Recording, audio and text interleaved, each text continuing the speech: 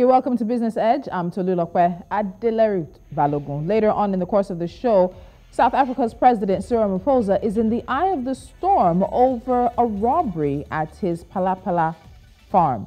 We also have updates from Nigeria, where fuel scarcity is continuing in major cities. We have a marketer's representative joining us. And then, of course, we'll also be looking at the Glencore court case that had a verdict yesterday in London. A full show for you, but let's get started with the African business headlines.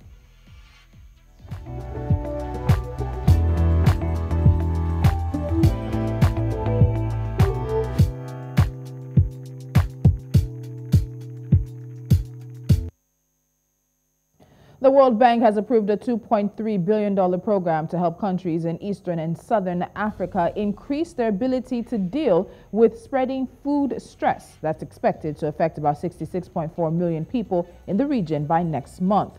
The funding is meant to ease food system shocks spurred by droughts, conflicts, and pest and disease outbreaks that have been exacerbated by Russia's invasion of Ukraine.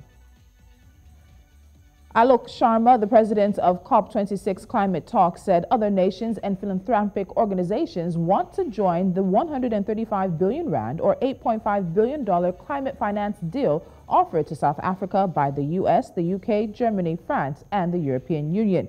This could increase the amount of money South Africa will get to help the nation transition away from coal, which accounts for more than 80% of the country's power generation.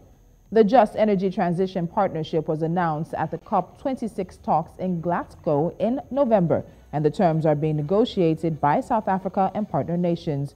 The deal has been touted as a blueprint for future agreements with other coal-dependent developing nations. Egypt and Saudi Arabia have signaled their intent to strengthen economic ties during a visit to Cairo by Saudi's Crown Prince Mohammed bin Salman. The two countries announced deals worth $7.7 billion. Saudi Arabia has already provided billions in support since Egypt's President Abdel Fattah al-Sisi came to power in 2014. Cairo is struggling with economic knockdown effects of the Ukraine war and is looking for more assistance.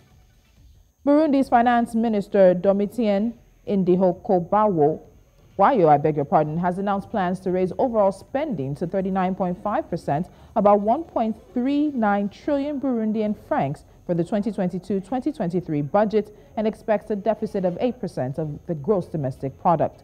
Presenting the budget to Parliament, he said the government would allocate 270 billion francs to railway construction as part of a 4-year project costing 1.4 trillion francs. And still on microeconomic adjustment, Cape Verde's government says it will spend around $85 million on emergency subsidies and fiscal measures this year to mitigate the rise in food and fuel prices brought on by the war in Ukraine. The Prime Minister says the percentage of the population facing a food crisis currently stands at 9%, up from just 2% in 2020. After the break, we look at the controversy swirling around South Africa's president and the break-in at his farm. Could he be in contravention of U.S. international money laundering laws? The conversation after this.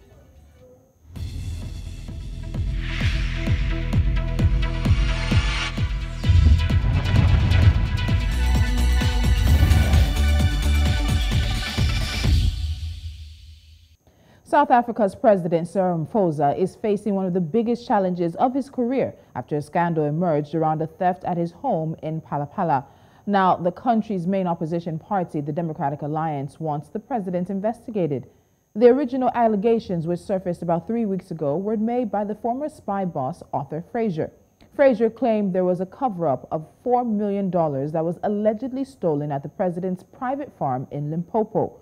Ramaphosa has defended himself, saying that the money was proceeds from selling animals.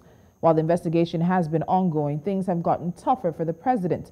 The president has been implicated in violating international money transfer rules of the U.S. in terms of the U.S. Code Title 18 of 1957, which focuses on money laundering as well as engaging in monetary transactions in property derived from specific unlawful activity. So let's get into this conversation and the scandal now known as Farmgate and why President Ramaphosa is under scrutiny. Joining me from Pretoria, South Africa is Jean-Louis Nel, tax attorney. Jean-Louis, welcome to Business Edge. Thank you so much for joining me. Thank you for having me. So the so-called Farmgate scandal is looking like it might really have some lasting impact on the president. And there are those who are demanding that he should step down.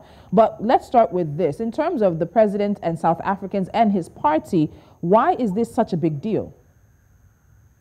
Well, if one considers the president is regarded as the #1 citizen in any country, and the obligations in taking the oath of office to comply with the Constitution and with the relevant laws of South Africa, one would expect that if that is the case, that the president would comply with that. If one considers South Africa and the whole scandal, and you referred to the $14 million, South Africa has an unemployment of 35% currently. And if one considers that, it's an emotional thing for citizens that there's these allegations of non-compliance, thefts not being reported, and then there's the aspect of your #1 citizen that doesn't comply with legislation if the allegations are true. All right, so let's get more into these allegations now. So Arthur Fraser said that there was an attempted robbery. Then those who attempted to rob the president's farm were found. They were now bribed with money to cover up the fact that they had seen a large amount of money in cash in the president's farm. So what exactly is the president being accused of that would be considered a financial crime or improper? Okay, I think we have some connection issue there, but I know we'll get back to our guest in just a moment. And the conversation around the allegations made by former spy chief Arthur Fraser are quite one that have kept South Africans talking for the past several weeks now. So the allegation stems from an attempted robbery, and Fraser alleges that those who attempted to rob the president's bank were then bribed to keep quiet from what they had seen at the president's farm, which is apparently a very large sum of money. Now, we're also hearing from the person who allegedly masterminded the robbery that the money is not as much as Arthur Fraser has claimed. So whatever the amounts are that are in dispute, the question still remains, what has the president done that could have been considered illegal? I do believe I have my guest back. Jean-Louis, are you back with me now? Yes, sorry about that. Not sure. No problem, no problem. So just for our audience, let us know what exactly is it that the president could have done, again, this is all allegedly, that would be considered a crime or impropriety? So if one considers the Income Tax Act and the Value-Added Tax Acts of South Africa, including the exchange controls, there's an obligation on the president or any taxpayer, for the matter of the fact, to declare this income to the relevant authorities and to be taxed duly. Now, what seems to be the issue is that there's an assumption that because the funds were founded inside a couch, is that these funds were not actually declared to the relevant authorities, and it casts us a shadow of doubt and suspicion over the funds.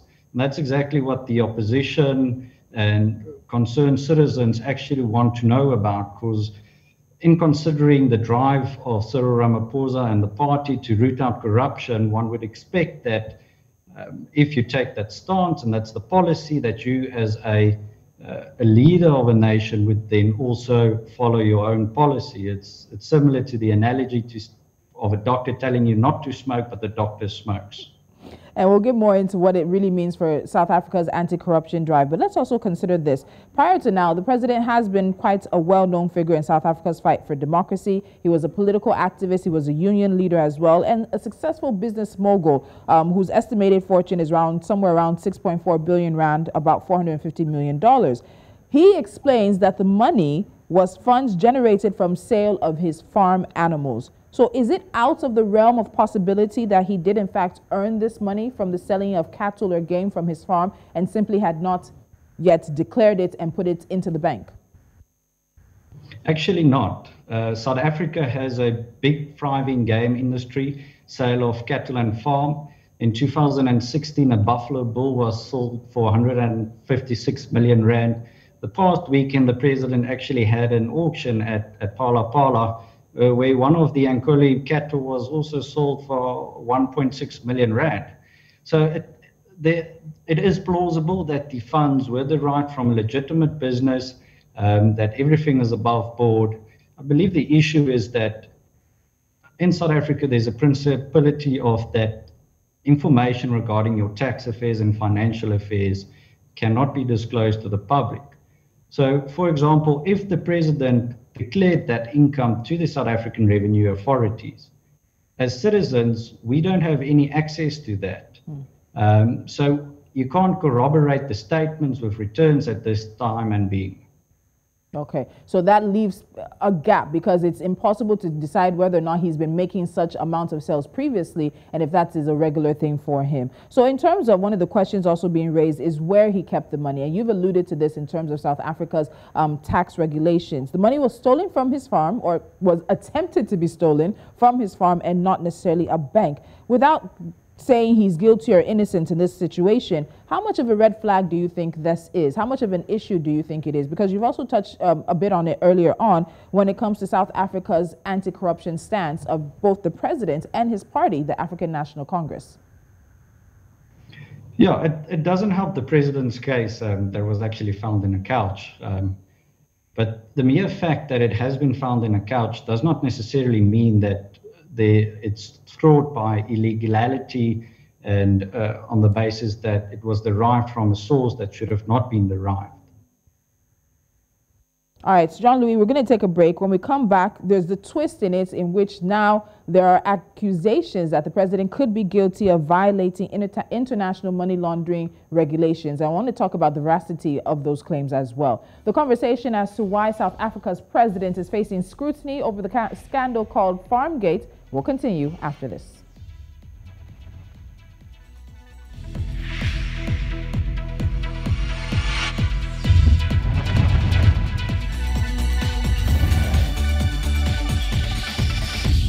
Still with me is Jean-Louis Nel, South African tax attorney. Now, the Democratic Alliance, a opposition party in South Africa, says it has written to the U.S. Federal Bureau of Investigation to probe allegations of money laundering against President Cyril Ramaphosa because it involves U.S. currency.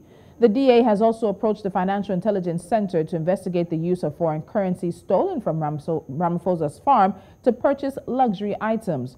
The party also wants the South African Revenue Service to establish whether the sale of game at Ramaphosa's farm was done in accordance with tax law before the crime occurred. And so now the president has been implicated in violating international money transfer rules of the U.S. And the question now has to be, does this theft fit into that violation? So Jean-Louis, let me bring you back. Looking at the details of this case that we have so far and what the DA is asking for government agencies to do, and again, it was an attempted robbery at this point in time, does it look like how the president may have moved and the decisions he made may fit into him violating international money transfer rules and regulations? So in terms of the US code, my understanding is that for the FBI to have jurisdiction over the matter, there should be some sort of allegation or averment that the funds received was from an unlawful nature that will entail money laundering or the financing of terrorism. Now, the mere fact in the allegations that the funds were received from the sale of cattle does not necessarily fit squarely into the box to afford the US authorities the jurisdiction to entertain the matter. But in saying that, there are different role players to this matter that needs to be considered. There's a lot of focus on the president, but that fund should have come from somewhere. It entered into South Africa through a port. There's certain excise control regulations that had to be complied with. And the same goes for the Financial Intelligence Center. Now, for example, that if I deposit US dollars in any bank account at an authorized dealer, there's a duty on the Financial Intelligence Center to investigate that matter. And the bank should also report that matter to the Financial Intelligence Center. And that's sort of the starting point of where this matter could open up and expand into various different aspects. But the mere fact that the FBI might investigate, it may be of no moment, but only time will tell. In terms of the South African Revenue Services, our revenue authority is not concerned about the nature of the proceeds, whether it's illegal or legal. The position has been that if you receive funds or income, you should be taxed on it and you should be declared, or it should be declared to the revenue authorities. And again, it's sort of to my mind, it's a simple exercise that needs to be done regarding the previous assessments that's been filed by the president to see whether this was in actual fact done. And that might declare the origin and the genesis of the funds. All right, so when you look at this situation, the presidency has put out one statement regarding it, confirming the robbery, saying that the president was out of the country, and that on being advised of the robbery, President Ramaphosa reported the incident to the head of the Presidential Protection Unit of the South African Police Service, and that he is ready to cooperate with any investigation into the matter. How do you think this will play out? He is a president who was a former vice president to Jacob Zuma, attached to some of the state capture scandal that we've seen. And there's just been, unfortunately, a history with South African heads of state, up to almost Thabo Mbeki, that have had some of these allegations of corruption tied to them somehow. So for Ramaphosa in particular, how do you think this will play out? Well, again, sort of the advice that would be followed, and I hope what South Africa would like to see is that, irrespective of being a president, the relevant authorities will exercise their powers that they have without fear or favor, investigate the president. The reality of it is, from a criminal justice system and from a tax system, is that irrespective of what's being done, it won't be public knowledge up until it's in court. Now, that also, in a sense, creates a tax morality issue for South Africans, because they won't know exactly what is going on, where the process is. And the president will be subjected to the law of people's opinion and at the Twitter courts, and that we often see on Twitter. So it depends, really. We can only hope that truth will prevail. The wheels of justice truly turn slowly, but it always has a way to come around. And it is enlightening to see that the president will work with the authorities, make the necessary information available. Whether that would be done, how it would be processed, only time will tell. All right, Jean-Louis, we'll leave the conversation there. It is one that we'll be following very closely to see how it plays out, and we look forward to talking to you once again. Thank you. All right, thank you very much. It is a major scandal right now in South Africa that South Africans are talking about, but the president has said he's open to working with those investigating the case, and he has nothing to hide. Arthur Fraser says that there was an attempted robbery, and those who attempted to rob the president's farm were bribed to cover up the fact that they found large amounts of U.S. currency in the president's farm. And now we're hearing it was in a couch. The details of this case continue to come out, and they continue to generate conversations. And as I said, we'll be following it. Leka Onobanjo is standing by now to give you the latest in international business.